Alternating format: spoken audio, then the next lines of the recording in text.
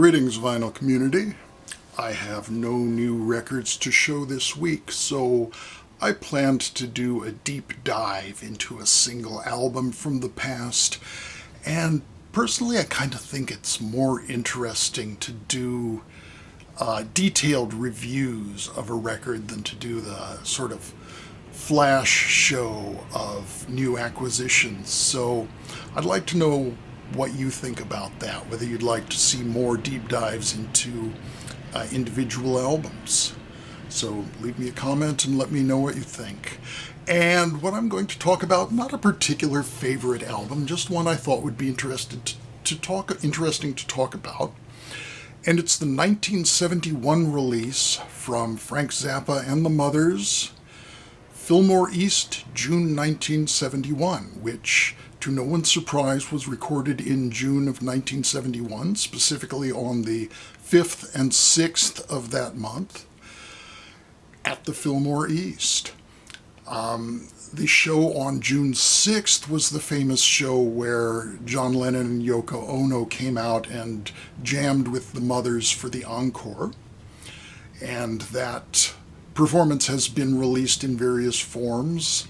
Most recently on this reissue, the triple disc reissue of the Fillmore album.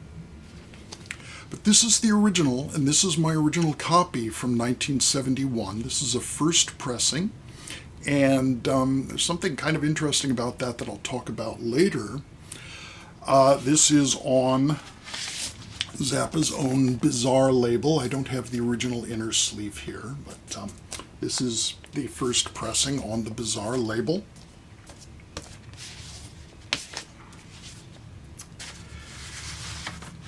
The album was released very shortly after the concerts. It came out in August after having been recorded in June. So there was very little time for Zappa's long-term graphics guy, Cal Schenkel, to do a lot with the cover. So they came up with this very simple bootleg idea, or faux bootleg idea. This was after The Who had done Live at Leeds. It led to this being known as informally as the Pencil Front album. It's also, as you see, got a pencil back. And under Cal Schenkel's credit, it says, "He made me do it," which is a theme that fits in with the timeline of this album, because Zappa was gearing up to produce the movie 200 Motels, and the material on this album is tied in with the 200 Motels album. And one of the themes of 200 Motels is he's making us do it. Zappa is the puppet master who is making us do all this crazy stuff. So the background on this particular album, we have to go back to 1969 and Frank Zappa breaking up the original Mothers of Invention.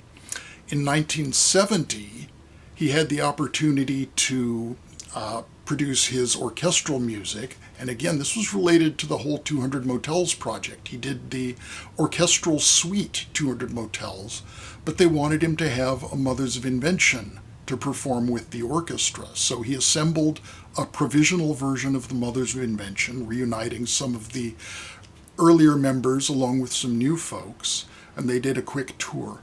At the concert itself, Zappa got together with Mark Volman and Howard Kalin of the Turtles, whom he had known before, and they hatched a plan to put together a new version of the Mothers. And they were still, Flo and Eddie, that is, Mark Volman and Howard Kalin, were under contract with White Whale and had some legal issues held over from their time with the Turtles, who had just broken up.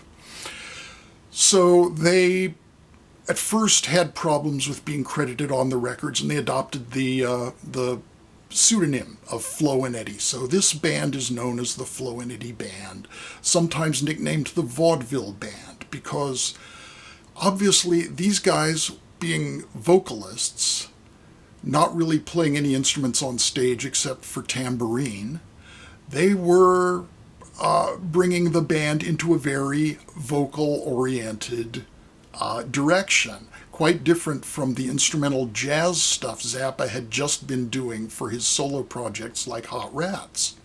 Now, this is actually the second incarnation of the Flo and Eddie band.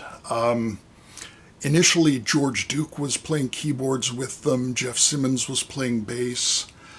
They both left by this point, and the lineup we have is Frank Zappa, of course, guitar and dialogue. Mark Volman, lead vocals and dialogue. Howard Kalin, also lead vocals and dialogue. Jim Pons, replacing Jeff Simmons on bass, also from the Turtles. So we have 3/5 of the Turtles, bass and vocals and dialogue.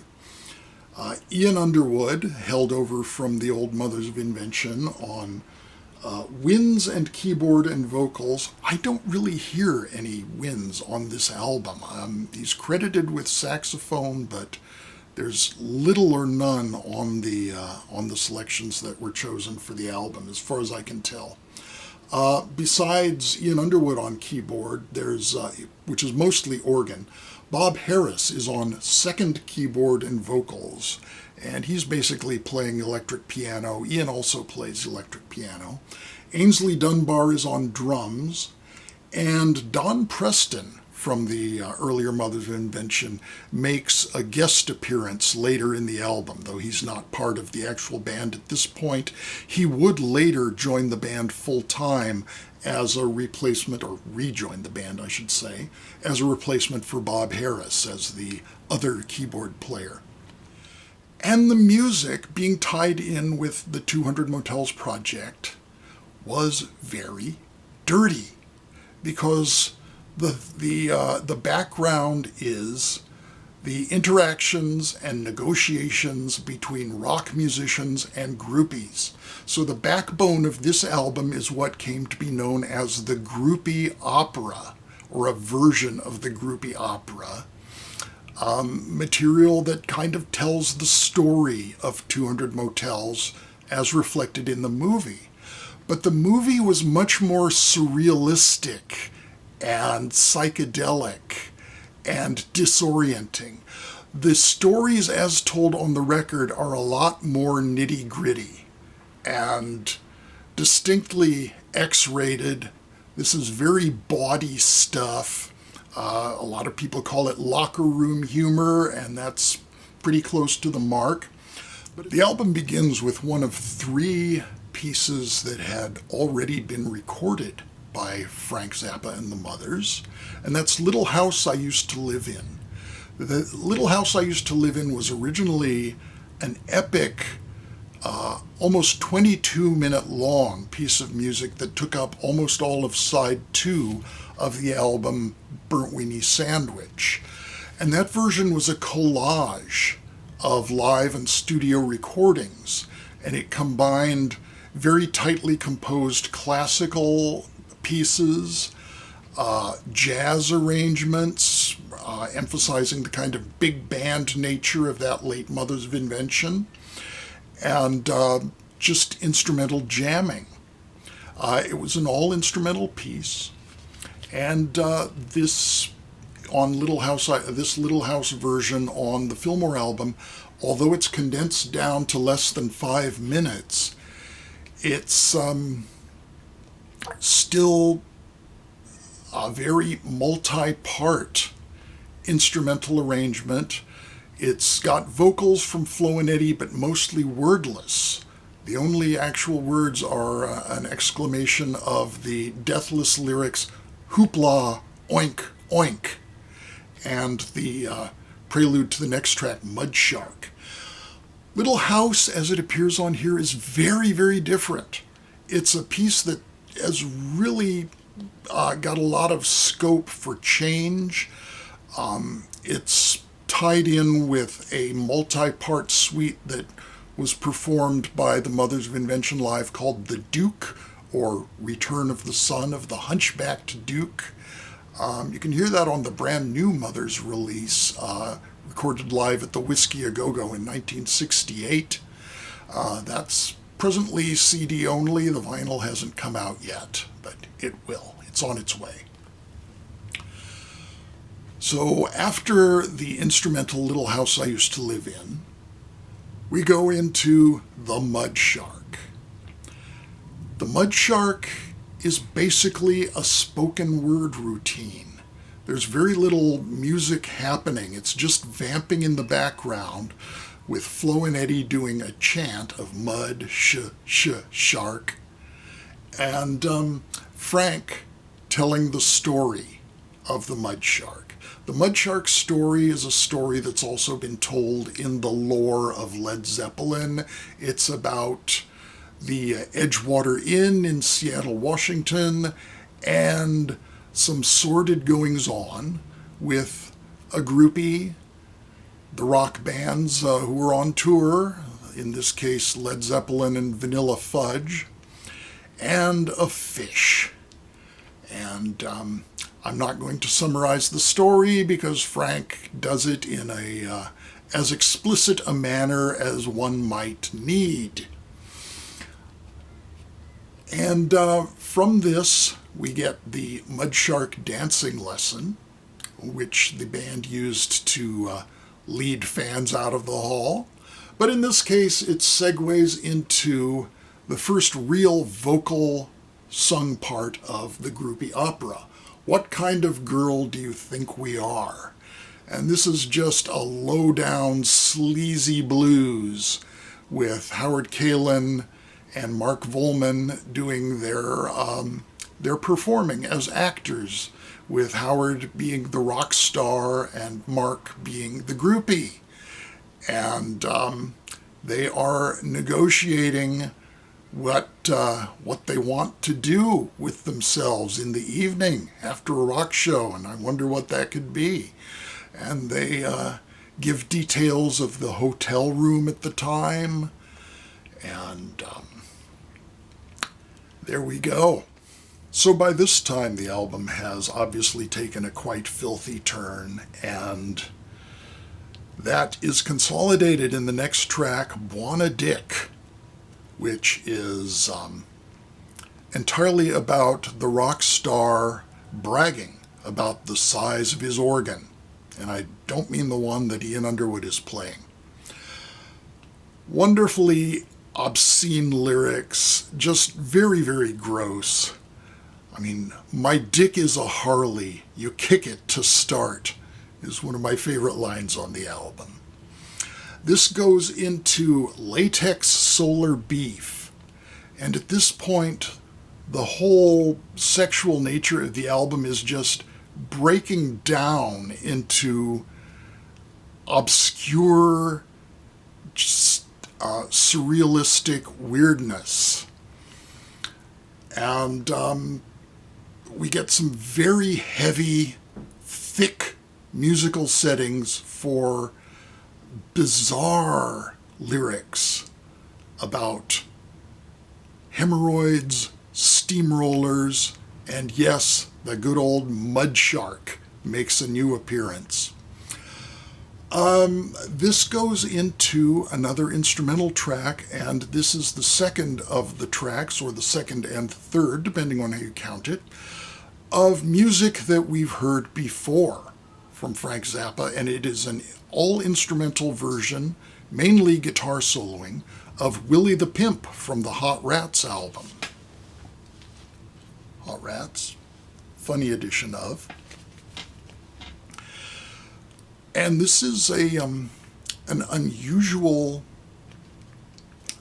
situation because it starts off with just the theme of Willie the Pimp and then goes on to a very frenzied guitar solo from Zappa, his only real guitar hero moment on the album. Fades out and then picks up again on side 2. So it's Willie the Pimp Part 1 and then Willie the Pimp Part 2, which is simply more guitar soloing.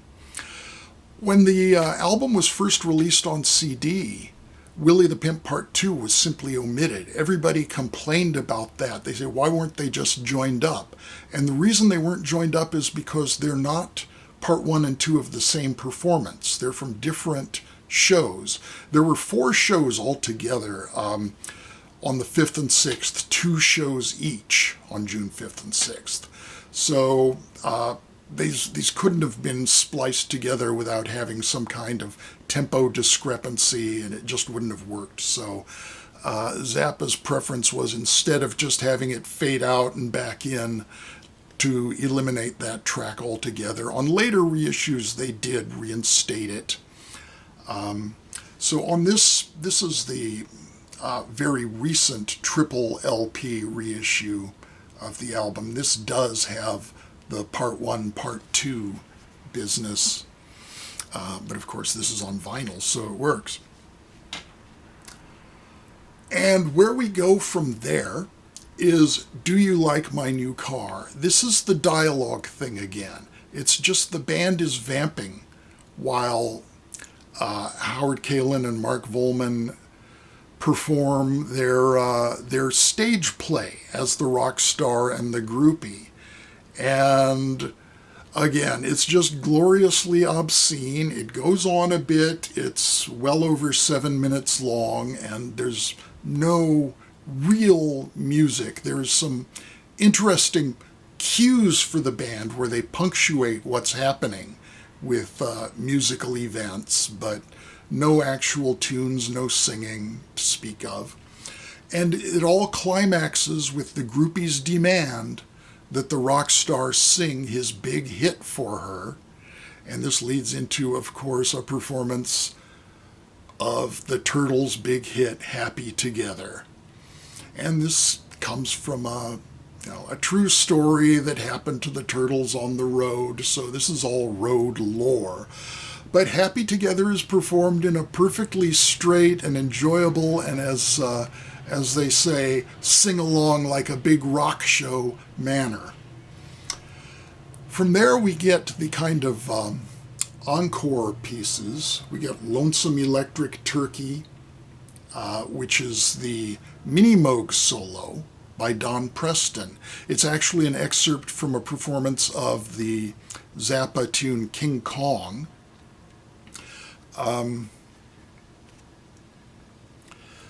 this was the first time I ever heard of a Mini Moog. This is 1971. The instrument was only just on the market, so this was real cutting edge for Don Preston to be, who had previously done electronics on stage, but he'd been using his own homemade equipment.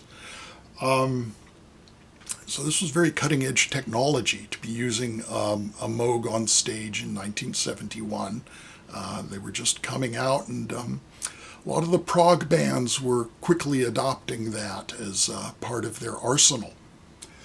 Next track is the third piece that we knew from past Zappa albums, again from Hot Rats. It's Peaches on Regalia.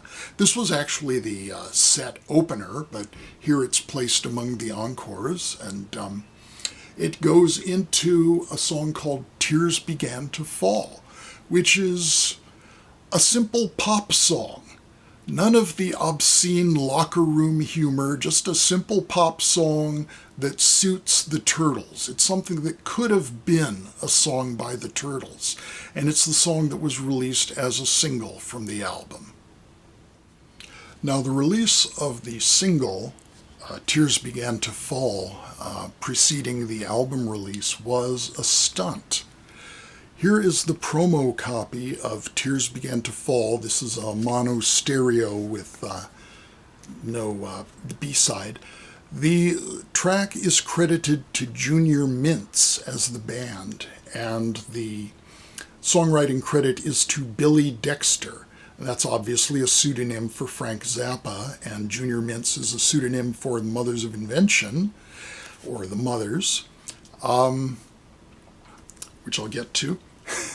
And it was a stunt to provide a pop song and see if it would get airplay without Zappa's name being attached, because Zappa, of course, was not really welcome on the airwaves of the time, certainly not on AM.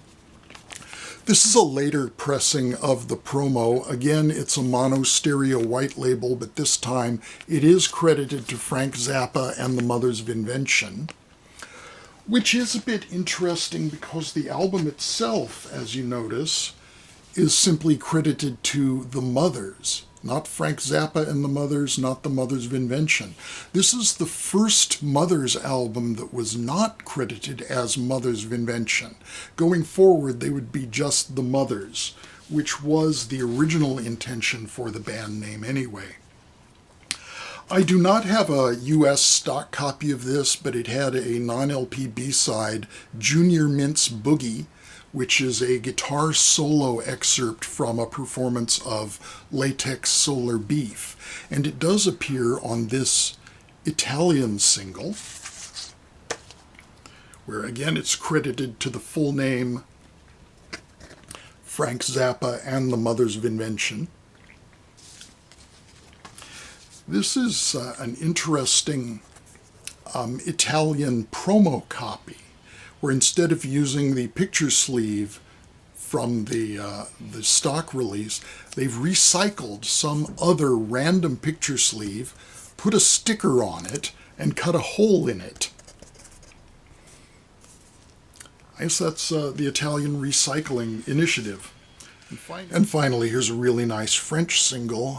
This does not have the Junior Mint's Boogie. This has Happy Together as the A-side, and Tears Began to Fall as the flip. Now this, as I said, is my original pressing from summer of 1971. Here is the promo version of the album. So this is the white label promo. It does have the original inner sleeve and the white label. So the interesting point about this compared to the stock copy is that even though these are both originals from 1971, these are not the same cut. They are very different cuts that is given away by the fact that Willie the Pimp on the stock copy fades out at the end of side 1, fades back in at the beginning of side 2. On this pressing, Willie the Pimp Part 1 fades out, but Willie the Pimp Part 2 starts cold. So it's not the same plates that they were using for the stock copy. Now this is a British edition of the album. So this is not on the original straight label. This is on the Reprise label. I don't think they had the deal for straight in the UK. This version is yet another cut because it has cold stop at the end of side 1. It's a cold ending for part 1 of Willie the Pimp and a cold beginning, like on the promo, for part 2. And finally, here is a Japanese pressing, and this has the same sort of configuration as the American promo because it has the fade out on side 2, but a cold open on side, the fade out on side 1 and the cold beginning on side 2. And this also, this is also on the Reprise label. And as is standard for Japanese LPs, it has an insert, an interesting photo that we don't get in any of the other pressings. None of these had any kind of photography or artwork other than the pencil front. But it has the printed lyrics, which were transcribed by some Japanese person by ear, and they are very, very wrong and very, very funny. I'll just go through the lyrics to Wanna Dick as interpreted by a Japanese transcriber. I got the thing you need. I am endowed beyond your wildest creams, spattered fantastic. Girls from all over the world flock to write my name on toe-lit walls of the whiskey a-go-go. Boy, I am Wanna Dick, I am Wanna Dick, we want a nickel, we want a nickel. My dick is a monster, give me your heart. My dick is a lecture, he knows it by heart. My dick is a Harley, your ticket to stars. One of it speaks, the others for park. My dick is a dazzin of fortitude, babe. My dick is a reamer to scream up your snatch. And the funny thing about that last line is that the word they misheard as snatch was actually slit. So even though they got the entirely wrong word, the sense of the line is the same. Well, that's the line that's in the song. Don't blame me. Finally, there is an aspect of historical interest to this album, and I don't mean music history. This is the first time that Frank gave the message, "Don't forget to register to vote." And it's signed FZ, and while the rest of this is in Cal Schenkel's writing, that's Frank's own handwriting. He's reminding us to register to vote because the month that these concerts took place was June 1971. And that's the same month that Congress ratified the 26th Amendment to the United States Constitution, which lowered the voting age from 21 to 18. So Frank was advising the youthful members of his audience to exercise their rights, and that's something that he did throughout his career until his very last tour in 1988, when on the American leg of the tour, which unfortunately didn't come to my half of the country, it was only the eastern half before the band broke up. That's neither here nor there, but Zappa coordinated with the League of Women Voters to have voter registration booths set up in the concert halls. Some concert halls wouldn't allow this, I think and hope most of them did. Some did not, and you have to wonder about people's motives for not wanting to allow voter registration. And with that, I bid you goodbye for now. Thanks for watching. Be well, and I will talk with you again soon.